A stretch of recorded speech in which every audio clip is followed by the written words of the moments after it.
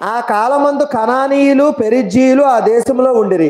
కాబట్టి అబ్రాహాం ఏమన్నాడు, మనము బంధువులము గనుక నాకు నీకును నా పశువుల కాపరులకును నీ పశువుల కాపరులకును కలహం ఉండకూడదు. అంటే ఇక్కడ అబ్రహాం ఏం చెప్పాడు, బంధువుల మధ్య కలహము ఉండకూడదని చెప్పాడు.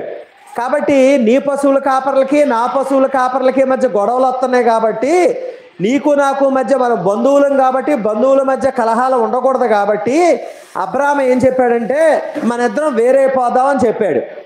వేరైపోదామని చెప్పి ఏం చెప్పాడు, ఈ ప్రాంతంలో మన ఆస్తి అంతా విస్తరించింది కదా, ఇదిగో నువ్వు ఇటు వెళ్తానంటే ఇటెళ్ళు, నువ్వు కుడివైపుకి వెళ్తానంటే నేను ఎడం వైపుకి వెళ్తాను, నువ్వు ఎడం వైపు ఉన్న ప్రాంతానికి వెళ్తానంటే నేను కుడివైపు ప్రాంతానికి వెళ్తానని అబ్రహామే చాయిస్ ఇచ్చాడు గొడవ లేకుండా.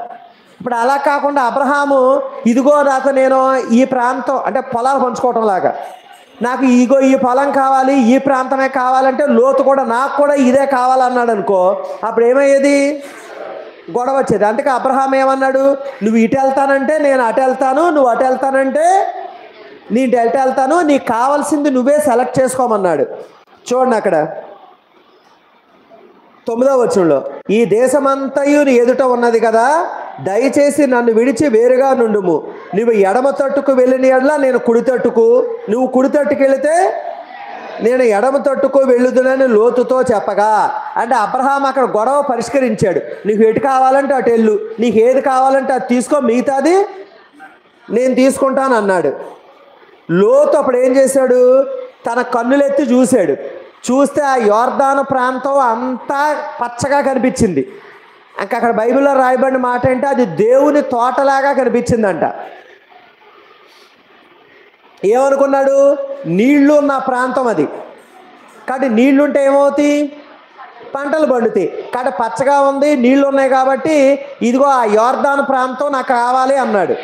యోర్దాను ప్రాంతం అంటే అక్కడ కిందకి చదువుకెళ్తే సొదొమ గొమొర్రా ప్రాంతం కావాలి అనుకున్నాడు. అంటే సొదొమ గొమొర్రాలను దేవుడు నాశనం చేశాడు.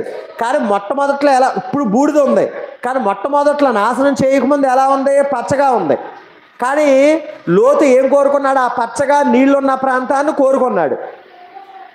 అబ్రాహాం మాత్రం ఎక్కడ ఉండిపోయాడు, కనాన్లో ఉండిపోయాడు. కానీ లోతు చేసిన తప్పు ఏంటంటే ఆ యోర్దాను ప్రాంతాన్ని, ఆ సొదొమ గొమొర్రా ప్రాంతాన్ని సెలెక్ట్ చేసుకున్నాడు. కానీ అది పచ్చగా ఉంది, నీళ్లున్న ప్రాంతం. కానీ అక్కడున్న ప్రజలు మాత్రం ఎలా ఉన్నారంటే బహు పాపులు అంటాళ్ళు, బహు దుష్టులు అని చెప్పాడు. నేను కాదు, అక్కడ రాశాడు చూడండి, ఎక్కడ రాశాడు చూడండి, ఆ 13వ అధ్యాయంలోనే ఉంటుంది.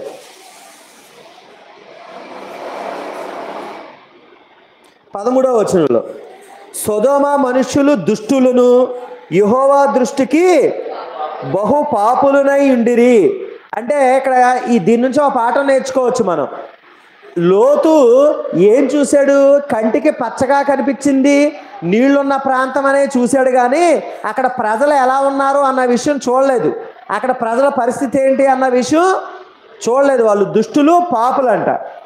13వ వచనంలో ఆ మాటలు ఉన్నాయి. లోతు 14వ వచనం, లోతు అబ్రాహామును విడిచి పోయిన తరువాత యెహోవా ఇదిగో నీ కన్నులెత్తి, ఇప్పుడు లోతు ఏం తీసుకున్నాడు, సొదొమ గొమొర్రా యోర్దాను ప్రాంతాన్ని తీసుకున్నాడు. లోతు ఇక్కడే ఉండిపోయాడు, అబ్రాహాం ఇక్కడే ఉండిపోయాడు, కనాన్లో ఉండిపోయాడు. అప్పుడు యెహోవా వచ్చి ప్రత్యక్షమై ఏమన్నాడంటే 14, ఇదిగో నీవు నీ కన్నులెత్తి నీవు ఉన్న చోటు నుండి ఉత్తరపు తట్టు, దక్షిణపు తట్టు, తూర్పు తట్టు, పడమర తట్టు చూడమన్నాడు. ఏ ఏ తట్లు చూడమన్నాడు, ఉత్తరం తట్టు, తూర్పు తట్టు, పడమటి తట్టు, దక్షిణ తట్టు. ఒకవైపు చూడండి ఒకసారి. అంటే ఏంటి, 4 దిక్కులు చూడమన్నాడు. అంటే అర్థం ఏంటి, ఇలా చుట్టూ చూడమన్నాడు. ఆ చుట్టూ చూస్తే ఏం కనిపించింది, కనాను దేశం.